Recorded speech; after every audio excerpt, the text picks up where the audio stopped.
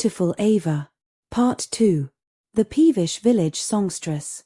One night, during the rainy season, heavy rain fell and the wind almost blew their wretched hut away. Avah and her mother became so worried. They knew they needed a new hut because their rickety hut could no longer withstand the heavy rain. As a last resort, her mother gathered all her savings. She decided to pay the village songstress to privately coach Avah for the village music festival. She knew her daughter was very talented and had a lovely voice. With just a little more coaching, Avah may win the prize money, then we could use the money to build a stronger house, she said to herself.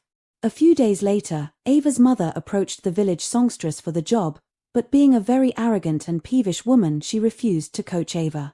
Finally, after much plea and at higher pay, she agreed and resumed the job the next day.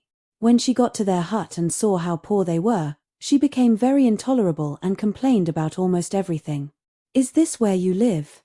Under this old, rickety, and wobbly hut?" She jeered and gave the hut a dreadful look. "Sorry, madam. I wish we could do better, but this is our humble home for now," Avah's mother kindly explained and ushered her in. Then she offered her a low stool to sit on and some food to eat. "My goodness, this stool is so hard and low. I fear for my fragile waist," she scoffed and shifted uncomfortably on the stool. Then she brought her gaze down to the plate of food before her, shook her head in dismay and pushed the food away. "Oh my, is this all you have to eat? Shriveled old yam and palm oil? This is certainly not my idea of a meal." Avah and her mother humbly agreed, "Sorry, madam, we may not have the best food and comfort, but we will surely pay you for your service." After a short while, the village songstress started to fan herself with her hands. "Oh, it's so stuffy in here. This hut is like an old wretched oven," she went on unkindly. "Madam, sorry for the inconvenience. I don't know why today is different. The air in here is always so cool and natural. Please, Avah, get the hand fan," her mother said, pointing at a hand fan lying on a mat.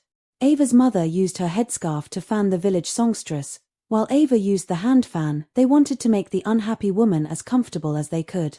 Just as the village songstress wanted to begin her lesson for the day, the wind began to blow, and the rickety hut started to shake and shriek. Creak, creak, creak. "Oh dear. Poor me," the village songstress cried out, staring up at the roof in fear. "This wobbly hut is about to collapse on my head." "It wouldn't collapse, madam. It's not so bad.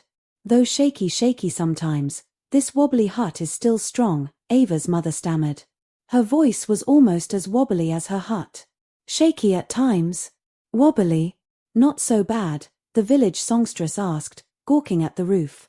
As the rickety hut continued to shake and shriek, her large eyeballs ran to and fro like two big round pendulums in rhythm with the sound. Suddenly, a long bamboo pole from the flimsy roof fell on her head. "Kunk! Ah!" she screamed. "The roof has finally collapsed on my head. Ouch!" she cried and held her head in pain. She was greatly terrified. "We are so sorry," Avah and her mother said. They felt very embarrassed and humiliated. "Spare me the apology," the village songstress snapped. "I quit. This whole experience is so far below my expectation. I deserve much better," she yelled and hurriedly fled the rickety hut. End of part 2.